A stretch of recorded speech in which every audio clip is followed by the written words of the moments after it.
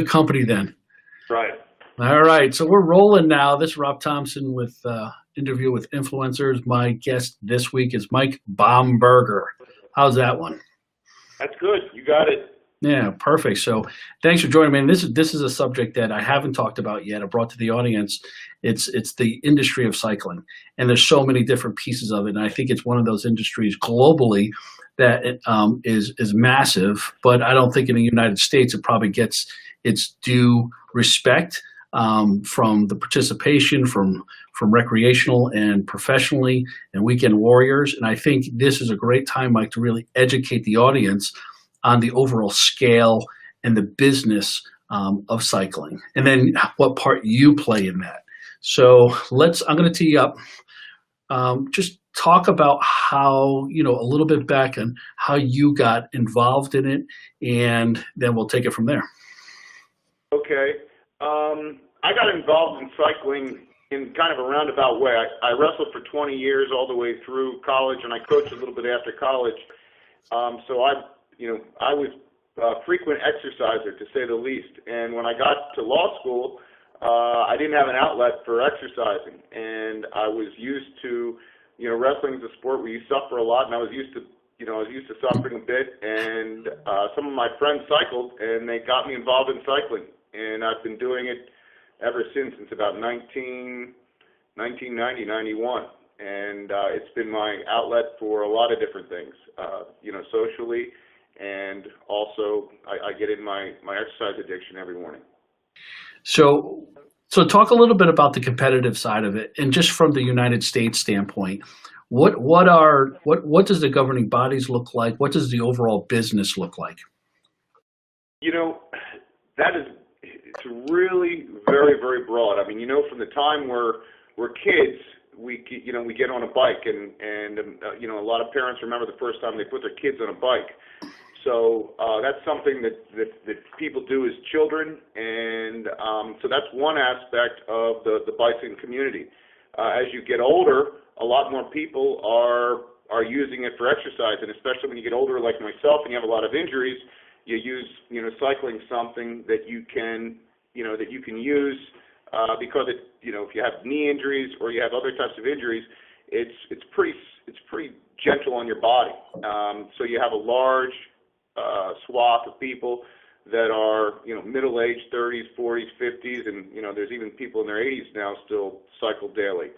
So it really hits all age groups, and that's one of the reasons why it's kind of interesting to me. So you have a wide range of people that's doing it, and then you also have a lot of different types of people doing it. Some people are doing it competitively. Some people commute to work every single day. Some people, that's a break that they take with their spouse on the weekend to go on a bike ride, and then, kids go to school every day. So there's many people in our society that are on bikes all the time. And so when I'm out on the road, I certainly don't feel alone. There's many people out there on the road with me. I don't know if I answered your question, but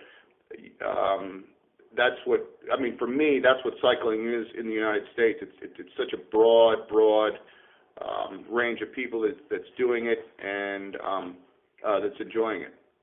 It's that old adage that you hear, especially in the sports industry, is that you never meet an unsuccessful runner in business or an unsuccessful cycler. It always seems like it's a higher demographic of higher educated people, higher tax bracket of a demographic. Is that what you see in cycling as well? I would say certainly with the people that I cycle with, it's definitely a higher demographic. Most of the people that I ride with, their bikes are, some of their bikes are more expensive than cars. So in that sense, it is a higher demographic, and some people say it's the new golf because we're, as a society, we're becoming more conscious of our health. And a lot of older people, it's a hobby they pick up, and they put a lot of money into that hobby. So, I would say it is a more sophisticated demographic for people at least my age that are biking. I mean, you see a lot of money spent on these bikes that are out on the road right now. So talk a little bit about that entry point level. I mean, it's not like it's a, it could be an entry point to get in the investment. Are you more in the recreational side of it, or are you more with the professional side with your company?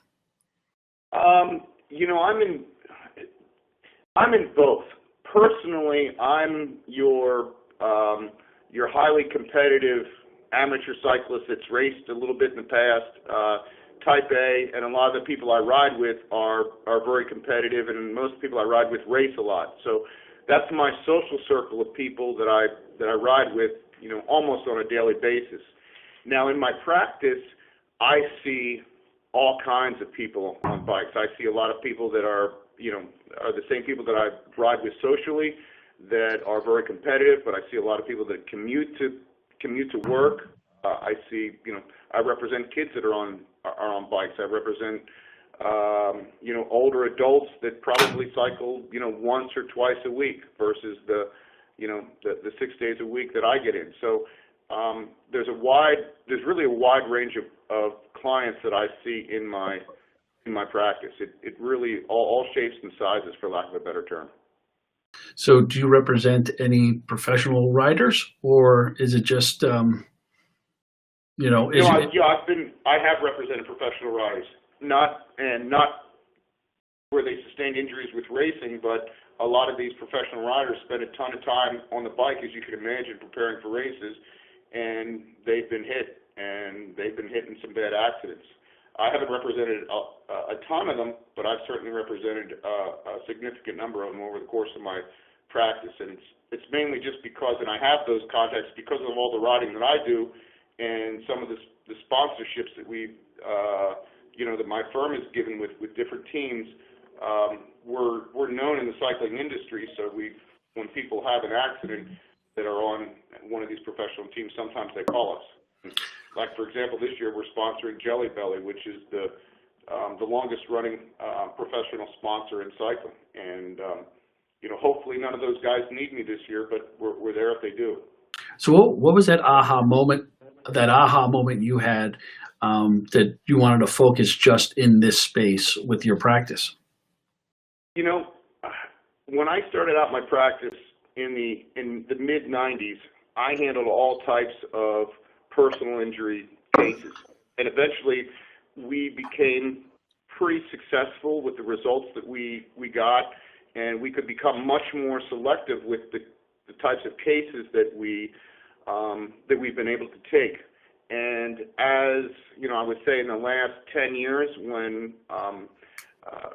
we've done fairly well with our cases and our reputation, I've been able to be even more selective. So I thought, why not do something that I'm really passionate about, which is cycling, and mesh what I really love to do in my personal life with what I like to do in my professional life, which is represent people that are injured. And the fact that I've been hit several times myself and have had close family and friends hit, it's something that I understand a lot about.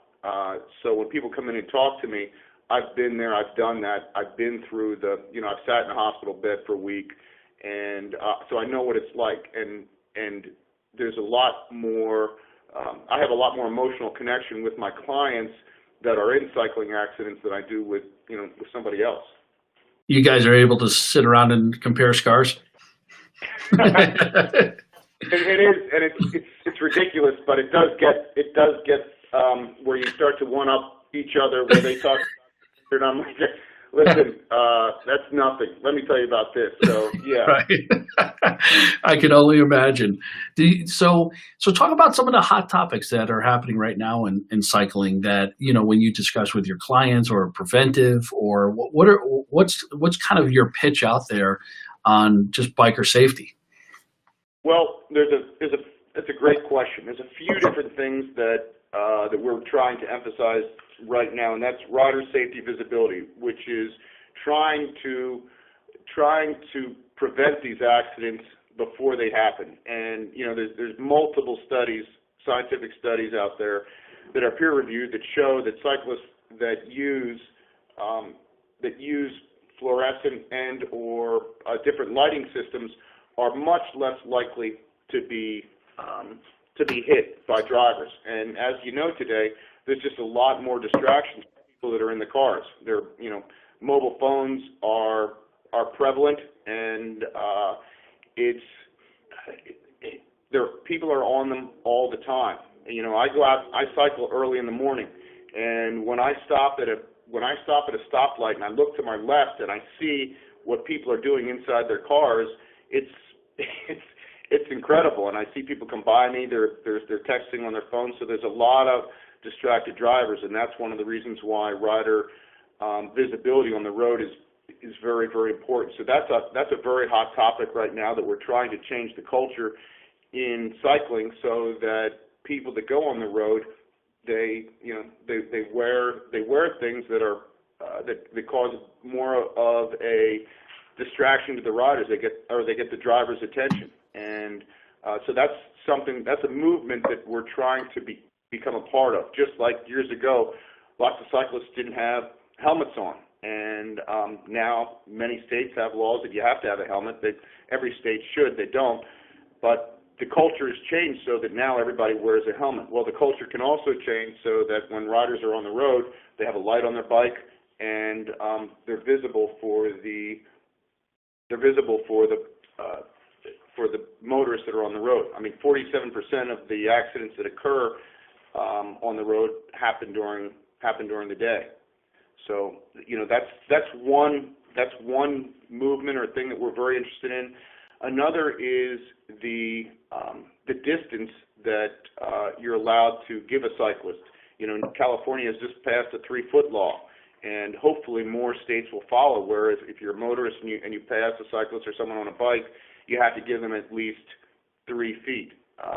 And I think that is a very, very important law that's going to make cycling safer, and it's also going to make people more comfortable being on the road cycling because of that law. So that's another thing that's a hot topic for us and some of the clients I represent. Is there like Southern California, which I assume is just a hotbed for cycling, just by default of the weather? Is there PSAs that do run? Because I never knew you had to give 3 feet for cycling. And usually, I'm breezing by people, like, get out of my way. So is there PSAs or any kind of promotional propaganda that happens in markets like San Diego? There have been, but there should be more. I mean, I've certainly seen billboards and things that talked about it, but there should be more. And I saw stuff in the newspaper about it, but certainly that's something that there needs to be more advocacy for, and that's something that we're very interested in being a part of. Is that and on the issue of the visibility, one of the things that's really important to us is trying to make the riders more visible. So when we did our contract to sponsor Jelly Belly, the professional cycling team this year, one of the things that we said is, if we're going to sponsor you this year, you have to put lights on the front of your bike and on the back of your bike for when your riders are training. And that's the first time any professional team has agreed to do anything like that. So it's little steps like that we're hoping to change the culture for people cycling on the road. Well, there's your promotion. There's your marketing campaign right there. PSA brought to you by ebcyclinglaw.com. You could run that through. Get on that, Clancy, will you? Yeah. He's working on it. He's working on it. Yeah. So what pet projects are you working on? Like what things are out there for you that you're really passionate about to drive this awareness? Is there any events or anything that you want to talk about? Well, some of the things that we do, we go around, we talk at schools. We're talking with some of the nonprofits here in San Diego that are working on putting in bike lanes, and some of the people that we're working with are also working with the city to try to get all of the bike lanes here in San Diego painted green. It's a lot. It's much more clear where the cyclists are if there's a green bike lane. So that's one of the things we're trying to do to accomplish, so that all of the bike lanes in San Diego are painted.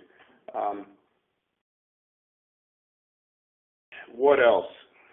We are, we also work with some charities where we raise money to give bikes to children in the inner cities that can't afford bikes, and we go around into the schools, and when we give the bikes to them, we give them a little lecture on safety and on visibility, and how if you're on the road, you have a responsibility to, you have a certain amount of responsibility, because I know that there's certainly a bit of animosity between the motorist and the cyclist. You can see a lot of the editorials that come into the paper where the motorists are fairly vocal about the problems with the cyclists and vice versa. And part of the problem is that a lot of the cyclists don't follow the laws of the road. So one of the things that we do when we go around and talk to these school children is about how important it is to follow the rules of the road. And we also work with different, some of the bike shops and other stores that sell bikes here in San Diego, and we give lectures on safety in there as well. Wow. It's amazing when you're really passionate about something and when you can mix your passion with the business. I think that's the magic bullet, because every day you get up, you have a purpose. You're helping people. Not only you're helping people with bad things happen to them, you're also doing the proactive approach to the preventive side of it. And that's unusual, for a lot of people, especially in business. And it sounds like you really have a great grasp of that part of it. So how do people get a hold of you besides your website, edcyclinglaw.com? They'll be able to see it if they're watching the podcast. But how do they get in touch with you personally? Well, they can get in touch with me through my website, and certainly if they want to, they can call me if they want to get a hold of me.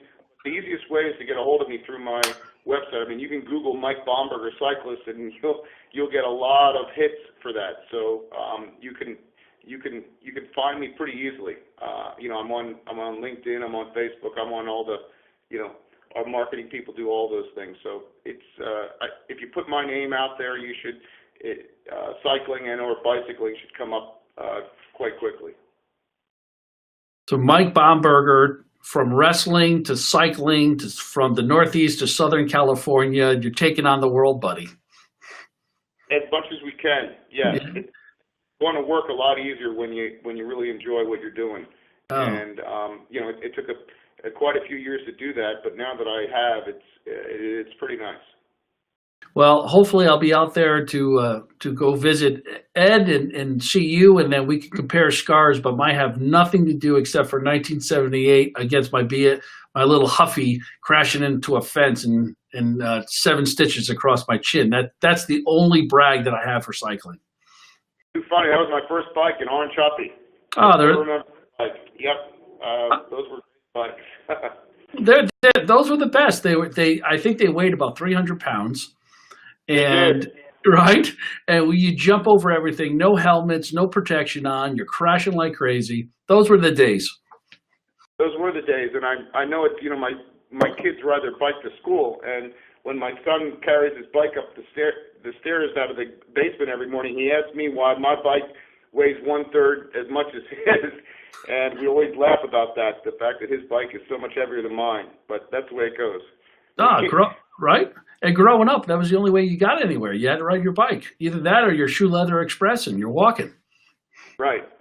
And it's and that's something that a lot of the people that I ride with share that same passion. I mean, when you were on your bike as a kid, there's a lot of good. When you think about that, you probably have a lot of good emotions or memories from that. And when we ride when I ride my bike in the morning with my buddies, it's not that much different. We're outside, we're getting exercise, we're in the air, we're outdoors. It's a great experience, and I hope more people can, as adults, can do that, because it's and not forget about how they felt as kids when they first got on a bike, because it is a great sport. It is a great sport, and there's not too many things that you could do as a lifelong participant, and biking is definitely one of them. Biking and bowling. I put bowling, although you might be offended by that, but biking and bowling are 2 sports you can play forever. No, I think you're right. And the bowling, you may not get quite as many health benefits, but yeah, no, I agree. I hear you. And it's, Uh, when I do a normal workout every Tuesday morning with a group of cyclists in San Diego here at Fiesta Island. And what's interesting is, we tear around the island at pretty high speeds in a group. But we see there's also a group of cyclists that I'll say are a little bit more on the elderly side, and these guys are between 80 and 90 degrees, or 80 and 90 years old, and every single week they're out there together, and I just hope in another 35 years I can be doing the same thing. well, it's safe to say that there's zero health benefits in bowling, especially when you have beer that close. Right. But no, yeah, but biking is definitely, it's something that I did for a long time as well when I was done playing football, and because there was no way I was going to start running again like I did when I was playing offensive line. So biking was my alternative, and I loved it, absolutely loved it. I looked very dorky in a helmet, but I didn't care. Didn't care Right. one bit, didn't care. But what else? Is there anything else, Mike, that you want to leave us with?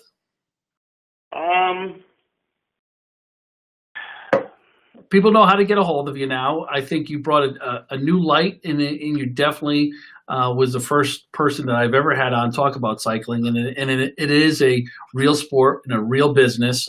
And there's a lot of people that globally, when you look at what I mentioned before, to kind of close the loop on this thing. When you look at the Tour de France, and I just saw the documentary or the movie on it, and I just, globally, it just seems like maybe people are a little bit more passionate about it from a professional standpoint internationally than they are in the United States. What's your position on that? I love cycling overseas. Every year I take a trip with my cycling buddies, and we go for two and a half, 3 weeks over to Europe. And one of the things we love about that is the way they embrace the cyclist. And I'll be riding. I can still remember times when I would ride through little villages in Italy, and guy comes out on his balcony in his underwear in the morning and waves to us and gives us a thumbs up. And that's the way it is throughout Europe. They're very, very passionate about cycling, and when a motorist pulls in behind you, they're very patient. They wait for you till you can move over safely to the right. Whereas here in the United States, I better get the heck out of the way, or they're going to start honking at me or buzz by me. So I would love someday for the United States to embrace the same type of love of cycling that they have over in Europe and other parts of the world.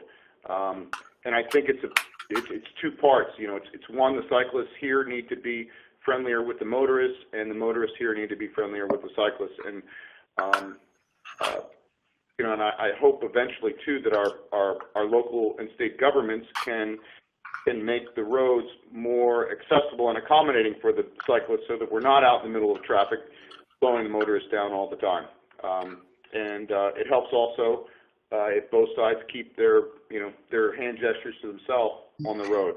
So all of those things I think will go a long way to trying to make the United States more like it is over in Europe for the cycling. But yeah, if you're a cyclist and you've gone over to Europe and ridden over there, it's like a utopia. It's really a fantastic experience.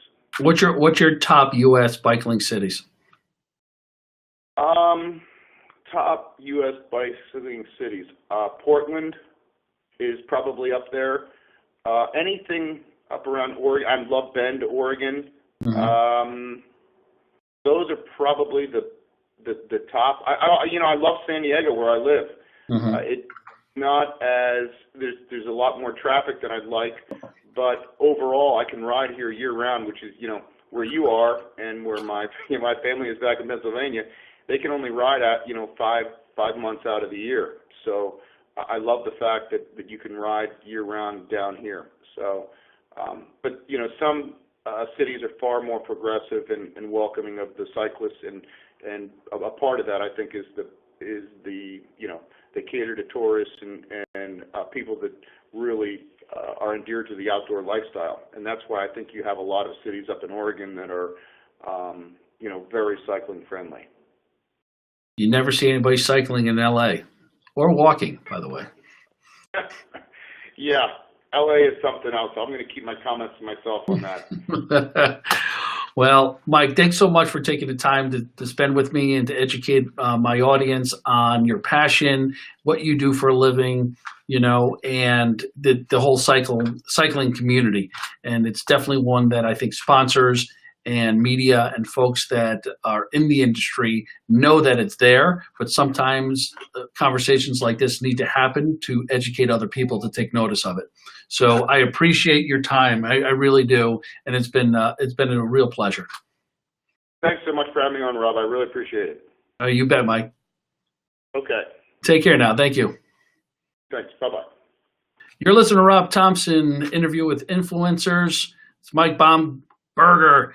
He's the partner of ebcyclinglaw.com. Thanks again for listening. Have a great night.